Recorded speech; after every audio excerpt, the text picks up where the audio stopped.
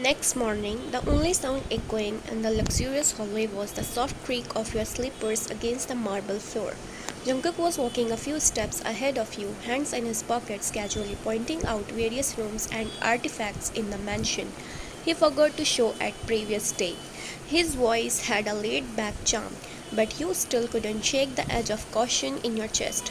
You had just finished breakfast, surprisingly quiet, surprisingly calm, and now this tour felt oddly personal.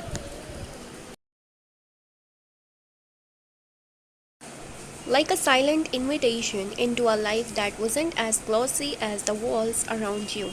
You looked at him from behind, his broad shoulders, relaxed gait, and slightly messy black hair. He didn't seem like a dangerous person, not anymore, but your instincts weren't ready to let their guard down completely. After a moment of hesitance, you cleared your throat. So, your voice was small but audible. What about you? Jungkook stopped turning around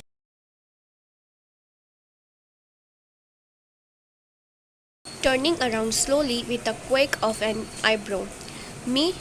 You nodded, shifting your weight nervously. Yeah, your life. I mean, do you have a girlfriend or parents? He tilted his head, the corner of his mouth twitching. A girlfriend, he repeated like it was a strange word. Wow, straight to the point, huh, kiddo? Your nose scrunched and you crossed your arms. I'm telling you one last damn time. I'm not a kid, I'm 16. His grin widened at your annoyance. Sure, sure, 16 is basically adulthood. You huffed, muttering. It's YN, alright? You halted at him and Jungkook chuckled, running a hand through his hair.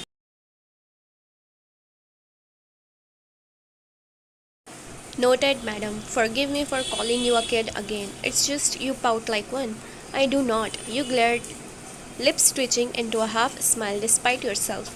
He laughed, a real breathy sound that echoed in the hallway. Then his expression gradually softened as he leaned against the nearest wall. The laughter faded, replaced by something else in his gaze melancholy. You could tell from the shift in his posture that he was debating whether or not to speak. You wait. I'm Korean, he finally said. Your eyes brightened in realization. I knew it. You look Korean, and even your name Jungkook. It's Korean too. His brows raised like you would just announce something revolutionary. Wow, a genius in our midst. He teased dryly. How did you figure that out, madam? You frowned. Hey, I'm just saying, okay? You didn't tell me where you are from before, and he held up his hands in surrender, chuckling. Okay, okay, don't get mad, Ryan. You are right. I was born in Busan, South Korea. Moved to Brazil when I was 17. You blinked. Why Brazil?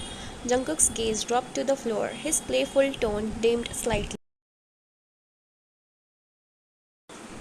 Because there was nothing left for me in Korea. You frowned at the sudden heaviness in his words. Before you could ask, he continued.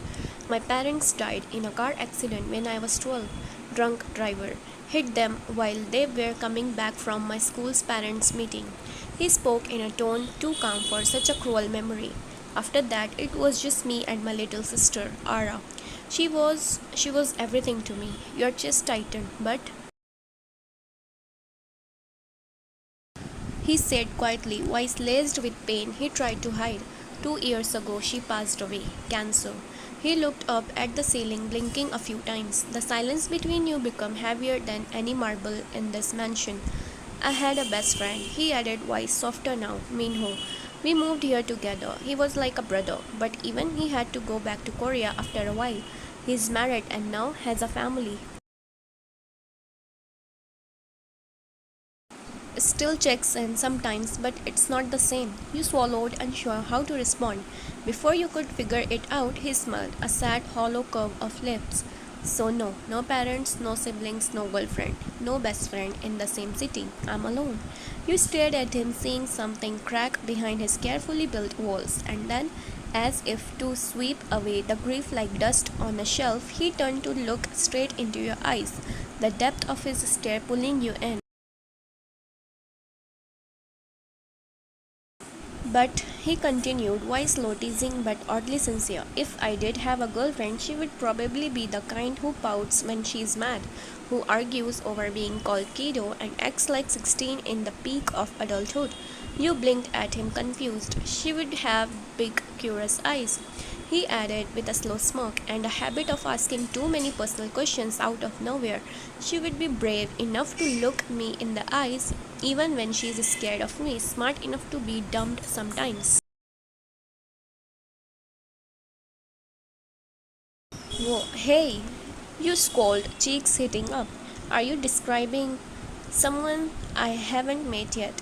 He interrupted with a playful glint, followed by a soft chuckle. But that chuckle, it wasn't happy. There was something broken in it, a sadness hidden underneath, like he was laughing to keep himself from falling apart.